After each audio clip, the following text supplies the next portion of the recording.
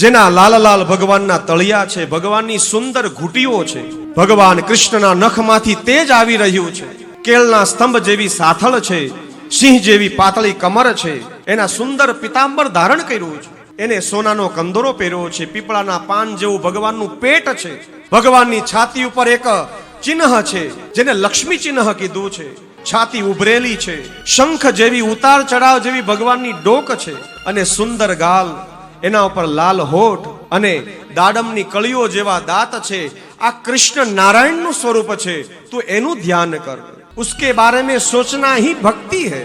अंतिम समये આ ધ્યાન કામમાં આવશે. એ ભગવાનનું મંદિર જ દેખાશે.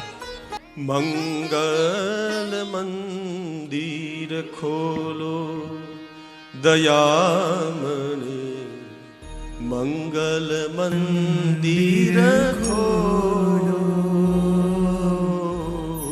મંદિર મંદિર ખોલો દયામણે, મંગલ મંદિર ખોલો. સુતા સુતા એ મંદિર, એ ભગવાનનો ચહેરો, એ ભગવાનનું સ્વરૂપ એ જ યાદ આવશે. ધ્યાન કર રાજા, લૌકિકમાં ન જા, તું અલૌકિકમાં જા. મન બુદ્ધિ ચિત્ત અહંકાર એ બધું શરીરનું છે. ધ્યાન ધારણા ને સમાધિ એ તમારા આત્માને મળશે. આ ભરોસો હતો સુરદાસને. કોઈકે સુરદાસને પૂછ્યું કે તમે એકલા કૃષ્ણના જ તમે ગુણગાન ગાઓ છો, વૃંદાવનમાં બેઠા બેઠા એના જ પદ ગાઓ છો, તમારા ગુરુને કેમ યાદ નથી કરતા? વલ્ભાચાર્યને કેમ ભૂલી ગયા? અરે મારા ભગવાન, મારો કૃષ્ણ એ જ મારો ગુરુ છે, મારો ગુરુ એ જ કૃષ્ણ છે. રાજાનું નરમલ જોઈને, મન જોઈને પરીક્ષિત સુખદેવજી મહારાજ પ્રસન્ન થયા અને વહેવા લાગ્યા છે કે તારે કામના જોતી હોય તો આ દેવની પૂજા કર, તારે લક્ષ્મી જોતી હોય તો આ દેવની પૂજા કર, તારે સૌંદર્ય જોતું હોય તો આ દેવની પૂજા કર.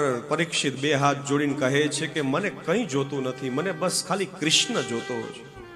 શૌનકાદિ ઋષિઓએ સ્તબ્ધ થયા કે આ તો ભગવાનની કેટલી કૃપા છે કે સાક્ષાત શુક સ્વરૂપ પરીક્ષિતને આખું ધ્યાન ધારણા સમાધિ.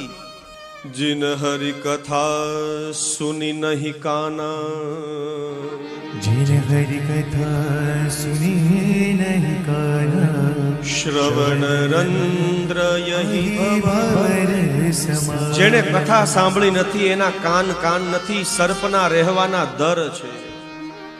કથા જે આપણા જીવનનો થાક ઉતારે છે.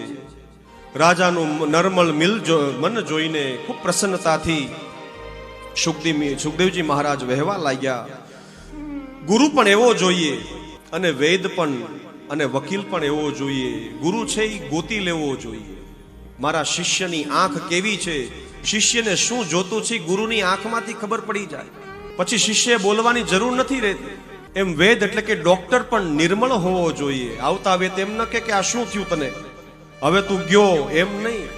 છાતીમાં દુખતું હોય તેમ કે કંઈક મસલ્સ કંઈક પ્રોબ્લેમ હશે, સમથિંગ કંઈક તે ખાઈ લીધું હશે. ડાયરેક્ટ સીધું એમ નહીં કે ચાલો તારું એન્જોપ્લાસ્ટી કરી નાખું, તારું આમ, એમ ન થાય. અને વકીલ પણ એવો હોવો જોઈએ, સાત્વના આપે. એમ ભાગવત આપણને એ શીખવાડે છે. આ વિચાર શુદ્ધિનું બહુ મુખ્ય કારણ એ આ છે. કેટલા એવા શસ્ત્રો આપણા સૃષ્ટિ ઉપર બન્યા છે, પણ શાસ્ત્ર પણ એવા બન્યા છે જે આપણા બધાની અંદર પરિવર્તન લાવે છે.